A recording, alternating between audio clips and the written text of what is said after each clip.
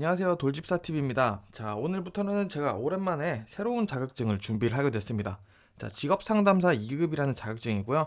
제가 교재 한 5개 정도를 지금 보면서 한 2월부터 계속 공부를 해왔는데, 이제 제가 어떻게 공부를 할 계획인지, 그리고 처음 시작을 하시려고 하시는 분들 이제 조금 막막하실 수가 있어요. 어떻게 공부를 해야 되고, 시험 범위는 어떻게 나오고, 어떤 문제가 나오는지, 그런 것들을 제가 느꼈었던 것들을 이제 좀 공유를 해보고 싶어서 영상을 준비하게 됐고요. 이제 이 영상 이후로는 제가 이제 아는 내용들 정리를 해서 이제 교재들을 참고를 해서 기출 문제를 풀어보고 제가 요약했었던 내용을 이제 공유를 하면서 나눠볼까 싶습니다. 자, 먼저 첫 번째 이제 오리엔테이션이죠. 시험 소개를 간단히 말씀드릴게요. 1차 시험에서는 일단 사지선다 총 4가지 보기에서 문제를 고르는 객관식 문제가 나오고요. 총 5과목을 시험을 봅니다. 근데 각 과목마다 이제 20점씩 나와서 총 100문제가 나와요. 그렇기 때문에 문제가 상당히 좀 많은 시험이다라고 이해를 해주시면 됩니다. 그리고 보통 이제 필기와 마찬가지로 꽈락은 40점, 그리고 5과목을 총 합쳐서 낸 게 평균 60점 이상이어야지 이제 합격이 된다라는 기준은 보통 동의를 한 것 같더라고요. 자, 그리고 2차 서술형이죠. 자, 저는 이제 손해평가사라는 시험으로 2차 시험을 한번 본 적이 있는데 이 서술형의 시험이라는 게 정말 쉽지가 않더라고요. 정말 있는 내용을 제가 머릿속에 있는 내용을 다 끄집어내야 되는 거기 때문에 준비를 잘 하셔야 될 것 같습니다. 총 20문제 내외가 나온다고 돼 있고요. 마찬가지로 서술형은 60점 이상이 됐을 때 합격이라고 돼 있습니다. 자, 여기서 중요한 건 뭐냐? 직업 상담사의 특징인 것 같아요. 자, 1차에 자주 나오는 문제가 2차에도 자주 나올 성이 높다라는 얘기가 가장 많더라고요. 자, 왜 그러냐? 1차와 2차 공부 내용, 즉 시험 범위, 공부하는 양이 똑같습니다. 그래서 중요하게 생각해야 될 것은 5과목이라고 말씀드렸는데 마지막 5과목이 뭐 노동관계 법규 이런 것들이 나와요. 근데 2차에서는 그 5과목을 제외한 4과목만 시험을 본다. 그렇다는 것은 1차, 2차에서 중복되는 내용은 1과목, 2과목, 3과목, 4과목이라는 거죠. 그 4과목은 정말 집중해서 4과목을 공부를 해주시고 마지막 5과목은 상대적으로 공부를 조금 하시는 시간을 줄이시는 게 조금 더 합격에 가깝다라고 생각을 하고 있습니다. 그리고 직업상담사는 1년에 3번 시험이 있다고 돼 있습니다. 자, 합격 수준 제가 그동안 알아보면서 조사를 해본 바로는 여러 가지 말들이 많더라고요. 자, 얼마나 공부하면 합격할까요?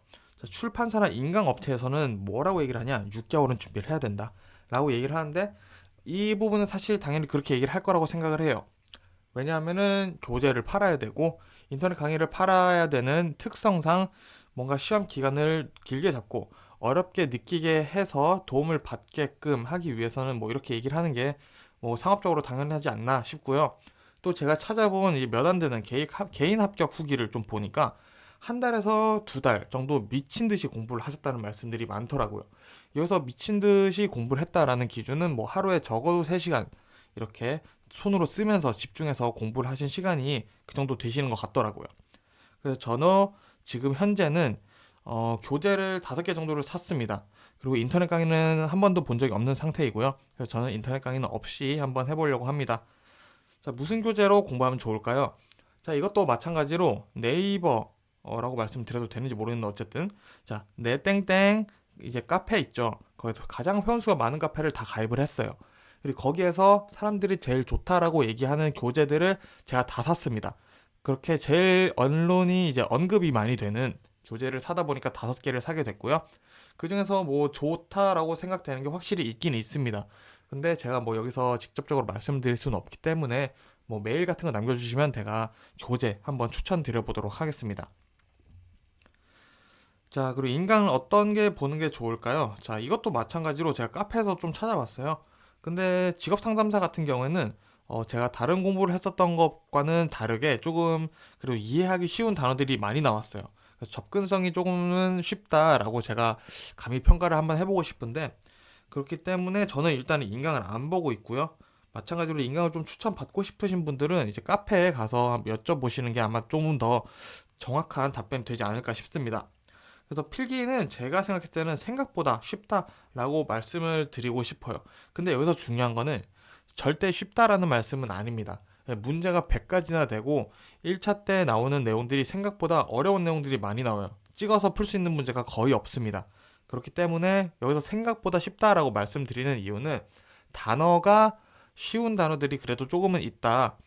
예를 들어서 제가 손해평가사를 공부를 했는데 손해평가사에는 뭐 농작물에 대한 막 이상한 엄청 어려운 태어나서 처음 들어보는 용어들이 많아요. 뭐 춘화라든지 지금 생각나는 것도 뭐 그런 게 있는데 뭐 적과 낙과 이런 구분을 다 해서 시작을 해야 되는데 그래도 직업 상담사는 손해평가사보다는 없더라. 그래서 제가 상대적으로 느껴지기에는 필기에서는 조금 더 접근성이 쉽다라는 의미로 말씀드리는 거니까 절대 쉽다라고 오해를 하시면은 안 됩니다. 그래서 제가 지금 어떻게 했는지 제가 한번 뜬금없지만 제 소개를 한번 해보겠습니다. 2월부터 매일 2~3시간씩 공부하면서 이제 공부가 힘들 때는 그냥 책을 읽는다 생각하고 독서를 하고 있고요. 여기서는 제가 영상 제작을 위한 구상이나 자료 수집 시간을 제외를 한 순수 공부 시간입니다. 자, 이렇게 공부를 하다 보니까 어느 정도 지금 감이 사실 많이 온 상태고요. 제가 참 신기하다고 말씀드린 것도 참 뭐 죄송하지만 제가 2021년 1회 시험 필기 시험을 봤는데 떨어졌어요.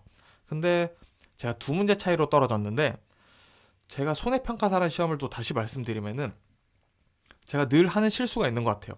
정말 어렵다 사람들이 말씀해 주시는 어려운 과목에 집중을 해서 공부를 하다 보니까 그 어려운 과목은 고득점이 나오는데 오히려 당연히 맞고 들어가야 되는 부분에서 제가 신경을 많이 안 쓰더라고요. 그래서 제가 이 과목 점수가 40점이 나왔습니다. 이 과목도 많이들 중요하다고 생각을 하시는데 제가 오히려 다른 과목에 신경을 쓰다 보니까 당연히 맞고 들어가야 될 부분을 놓쳐버렸어요. 그래서 이런 교훈, 저는 또 심지어는 뭐 손해평가사를 이어서 두 번째 교훈이기 때문에 이번에는 다시는 실수 안 하고 처음부터 정말 중요하게 정독해서 요령 피우지 않고 공부를 해야겠다라는 교훈을 얻게 됐습니다. 요령은 절대 안 될 것 같더라고요. 자, 그래서 저는 2회 시험을 이제 노리고 있습니다. 1차는 5월 15일에 있고요. 2차는 7월 10일에 있습니다. 그렇기 때문에 현재 저는 직업 상담사가 아니고요. 혹시 또 직업 상담사라고 오해를 하시고 뭐 제 말을 너무 신봉하시는 분들이 계실까봐 꼭 말씀드리고 넘어가도록 하겠습니다. 그래서 지금 영상이 올라가는 게 3월 중순인데 이제 뭐 1차 시험까지는 2개월 조금 안 남았고요. 2차 시험까지는 뭐 4개월 조금 안 남았네요. 그 사이에 뭐 충분히 승부를 볼 수 있는 시간이라고 생각 들고 또 2월부터 공부를 해왔기 때문에 제가 영상을 만들면서 공부한 내용들을 나눌 수 있지 않을까 싶습니다.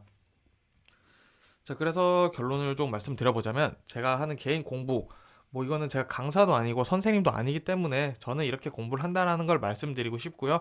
제가 교재를 바탕으로 정리한 내용들이 조금이나 도움이 될 수 있다면은 그 한 분을 위해서라도 영상을 올리는 게 늘 저의 초심이었기 때문에 또 한번 영상을 만들어 볼까 싶습니다. 자, 그래서 영상 및 공부 계획입니다. 자, 먼저 첫 번째로 제가 영상을 만들 때 사실 하나 교재를 잡고 그 교재에 있는 내용으로 하면 좋은데 활용 가능한 교재가 없습니다.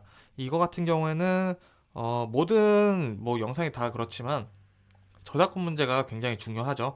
그렇기 때문에 저는 그 5개 교재에서 중복되는 내용 그리고 뭐 똑같이 써 있는 글들이 있더라고요. 그런 것들은 제가 발췌를 해서 조금 요약을 해봤고요. 나머지 내용들은 제가 다 직접 요약을 해서 이해된 내용들을 쓴 거기 때문에 교재에 있는 내용과는 사실 좀 다를 수 있어요.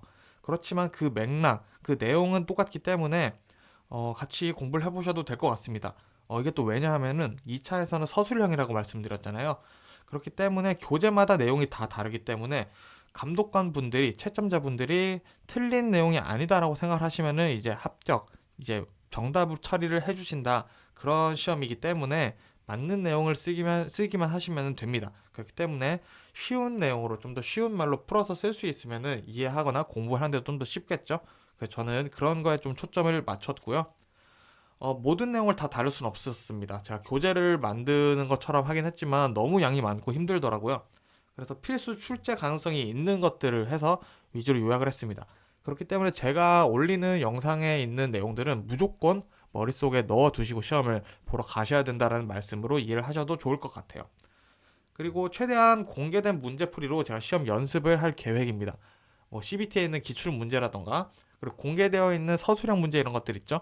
그런 것들을 이제 풀어보면서 시험이 이런 식으로 나오는구나 라고 이해를 하면서 공부를 해볼 계획입니다. 그렇기 때문에 뭐 저의 개인적인 공부 영상이 사실은 되겠지만 같이 공부하시는 분들이 같이 보시고 도움이 조금이라도 되셨으면 좋겠다는 마음으로 최선을 다해서 할 테니 이제 2021년 2회 직업 상담사 2급 준비하시는 분들도 같이 힘내서 저랑 같이 합격을 해보셨으면 좋겠습니다. 자, 그러면 오늘 오리엔테이션 영상은 여기까지 마치도록 하겠고요. 자, 다음부터는 제가 바로 2020년 기출 문제부터 한번 풀면서 해설을 해보도록 하겠습니다. 자, 감사합니다.